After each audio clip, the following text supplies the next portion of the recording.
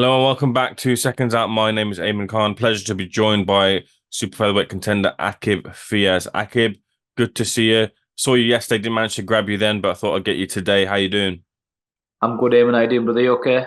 All good, all better to be speaking to yourself. I know you've got your hands full as well, the next gen ABC. All good though over there? Yeah, you know what? All good, all good. Yesterday was a good opportunity, I spoke to a couple of the guys at Matchroom about bringing some kids, some of our best fighters through yesterday for a little, obviously they're all supporting Jack because Jack's our teammate and whatever, but also just to get them in and around the big shows and the big press conferences for that sort of inspiration for some of the young kids. Yeah, it's good. They enjoyed it.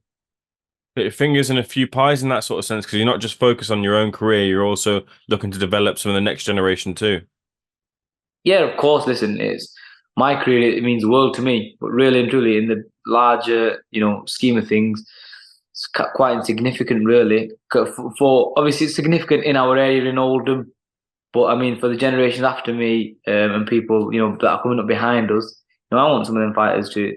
And you see some of them now. I look at them and I see them at 15, 16 years old, and I look at myself when I was 15, 16. I think they have way more potential than what I had at their age. But the difference is I applied myself and I put it all in, and that's why I'm here. And if they do the same, I have every belief in some of them kids to do more than what I'm doing and had did do in the amateurs and stuff as well. Yeah.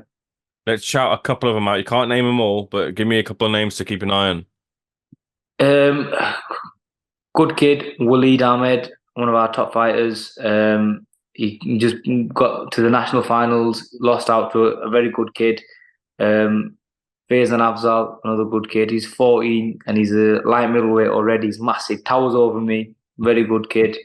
Um, Caden Lawson, super heavyweight lad. He boxed in the ABA finals the other week, and bit biased, but my younger brother Aqib Fiaz as well is doing well.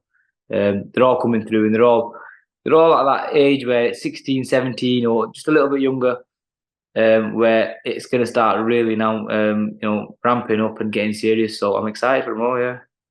What about you in terms of your year? I was maybe expecting to see you out early-ish or at least in the first quarter of the year. So what's the plan for yourself? It's been difficult this year with Ramadan coming back 10 days every year. So it's been difficult. Obviously, Ramadan starts early March this year, and Eddie's not really had many shows on this side of the year. So looking like after Ramadan now. So but it's all good. I think I needed some time off anyway after the last fight, just to sort of reflect, rebuild, and get ready to go again. Yeah. That just keeping focused on yourself. That loss over to Lottie Belotti doesn't look too bad with him going on to win the British title, right? I know that you'll want to see yourself above that sort of level, but it's not the worst thing to have happened, I guess. Yeah, no, listen, we knew taking that fight that it was a serious fight, and it was a risky fight, really. It's a fight that, to be honest with you, didn't really need to take. I still, I was off a couple of fights away from that. In terms of like my contract with Matchroom and stuff, I had a couple of 10 rounders left and other fights before that fight. But I just saw the opportunity and thought, what, I'll take it both hands because I believe in myself. And, it's not to say that I can't beat him because watching the fight against Dylan, I was watching it thinking if I'd have done this and if I'd have done that, it'd have been fine. But it's all good in hindsight, isn't it? But Hmm. it's something that I would love to revisit again. I would love to fight him again because I genuinely do believe, I've got the beating of him. I've got I've got more skills and I've got more to my game than him. However, on the night it was his night and he got it right on the night, and yeah, that's how it went. But yeah, it's a bit hard to watch him, doing so well. Sorry, not hard to watch him doing well, but hard to sort of see that someone that I think I'm better than, or someone that I know I'm better than, beat me. It's difficult to watch. But hats off. I'm happy for him. He deserves it. He's worked hard, obviously, and that's why he is where he is. Your name and Campbell Hatton's name keep getting mentioned though still. Yeah, yeah. I mean, listen, that probably like I don't know.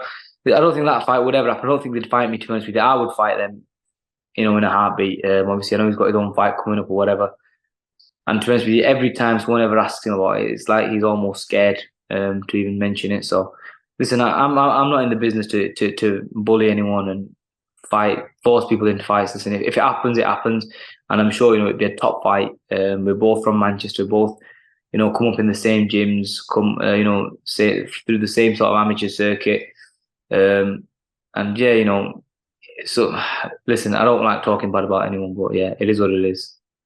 Fair enough, Aqib. Appreciate your response there. Your name was also brought up in the press conference, the Gil Barrett one between Vong and Flynn as well, too. Vong being a stablemate. Good fight this. You normally some prospects don't you take the opportunity to take fights as good as this so early in their career, but for Vong, who's impressed, and Flynn, who is looking to maybe prove something there, it's a good fight between the two of them.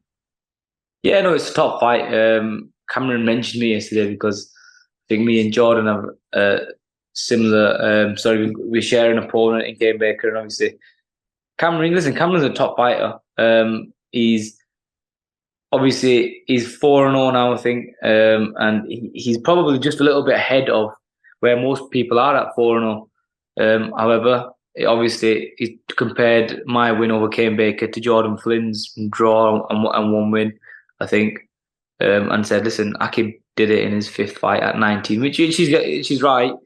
But obviously, like I said, we believe in ourselves in our gym, and Cameron again, he's ahead of most prospects, and like I felt at that time, I was ahead of most prospects. I didn't have to wait till I was 9, 10 fights in to fight somebody like Kane Baker. I fought him in my 4th or 5th fight at a young age, yeah. But yeah, listen, it's a good fight, and hats off to both of them, really. Jordan as well, because he didn't need to take the fight. And listen, it's no disrespect to Jordan, but I just think Cameron, is that little bit better, and will win the fight. Yeah.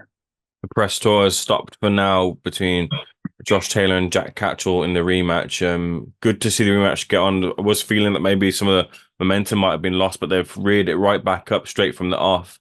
But I was speaking to both of them, and I was just wondering from your side of the equations here perspective, does Jack have to do anything more or different to make sure and cement the victory this time for your guys' perspective so the same thing doesn't happen again? No, does he really? Because I watched the fight again last night after obviously all the press conferences. Watched it again last night, and I gave Taylor 3 rounds at best. At best, and that's me being biased to him because I know what happened. So I was trying to see what the judges seen, but I just couldn't do it. Do you know what I mean? There's no way. I watched Talksport today when Josh was saying, "Oh, he won the fight," and blah blah blah. You could see on the pictures immediately after the bell rang, you knew who won that fight. If you read the body languages of both fighters and both teams, you knew what the result was meant to be. Now, obviously, them 3 sat around the ring thought different, and I think they're the only 3 in the arena that thought that. To us, I was there. But listen, it is what it is, and a fight's a fight. And like they've done 12 rounds together. Jack said yesterday it's round 13 when they go in together on the 27th. So they know each other a bit better. You know what to expect. And Jack also now, in my opinion, knowing Jack for a long time, there was loads of question marks over him in that first fight. Everyone was saying, "Oh, can he box this level? Can he do this? Can he do that?" He went in there and improved it, not to everybody else, but more just to himself. And now I feel like Jack's going to go in there believing in himself way more, which he should. And from that, you'll get a very, very different performance, and I think a much better version of Jack, yeah. I've been reading some of the discussion online, and there's some people that kind of think that with the style that Jack has, once you've had 12 rounds with him beforehand, you can kind of, once you have that bit of a taste of it, you might be able to adapt and adjust. And then the second time round, you'd be better off at facing or trying to come back at that style. Do you feel there's anything to that? Do you feel that Josh Taylor has more strings in his bow that he can do something a bit more different this time around? I mean, judging off their careers, both of them, you'd expect that the first fight, what Josh has been and gone and done, gone and accomplished everything, and he's went and he conquered the world, didn't he, before he boxed Jack, and it was meant to be an easy.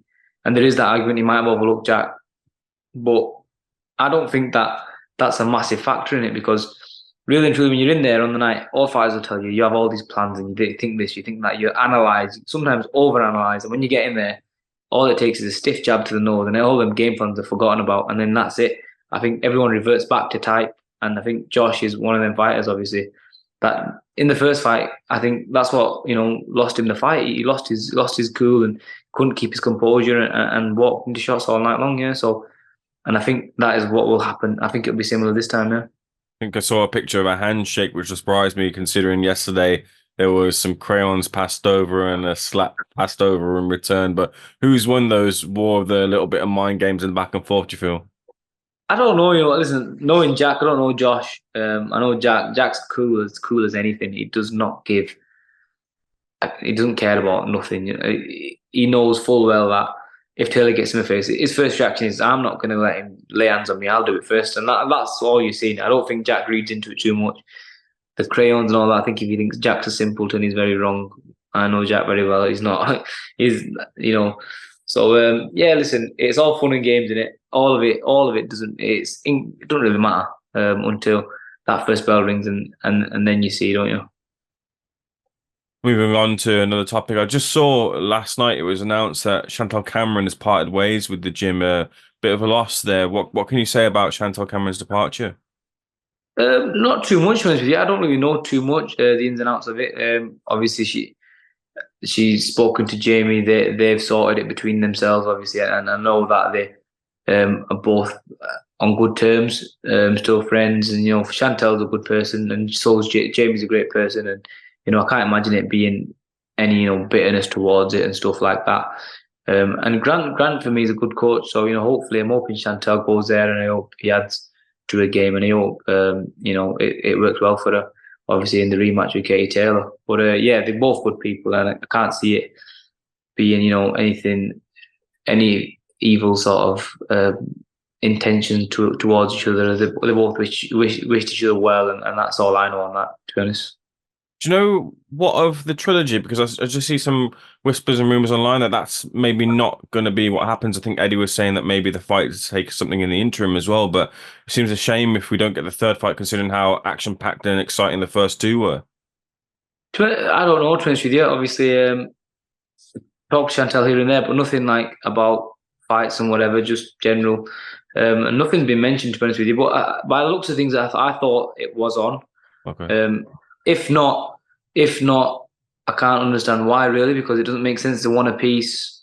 And Chantelle really does deserve the fight, doesn't she? Going off her first performance, and the second fight really was a little bit dodgy, wasn't it, with the reffing and whatnot. But it's it should happen in my opinion, and it should be next. It'd be, I think, is it the first ever trilogy between women in women's boxing? So it's massive, and obviously, but I don't know the business side of things. If it happens, why it's not happening, I don't know. Moving on to one final thing I need to get your thoughts on because it's rearing up next, I think, in a couple of weeks. So, AJ versus Ngannou. First time around, Tyson Fury was toppled by Francis. Do you feel that Ngannou can do anything to upset Anti Joshua this time around? Listen, he's a massive. Let's be honest, we all in the boxing world all overlook Francis Ngannou in the Tyson Fury fight, in the first fight. He was coming into a sport where it's his debut against arguably the best, fighter in boxing. He shocked us all, really, didn't he? But now that shock element's gone, and AJ knows not to take him lightly. I also feel like AJ and Fury are two different fighters, two different people. I don't think AJ would overlook him anyway in the slightest.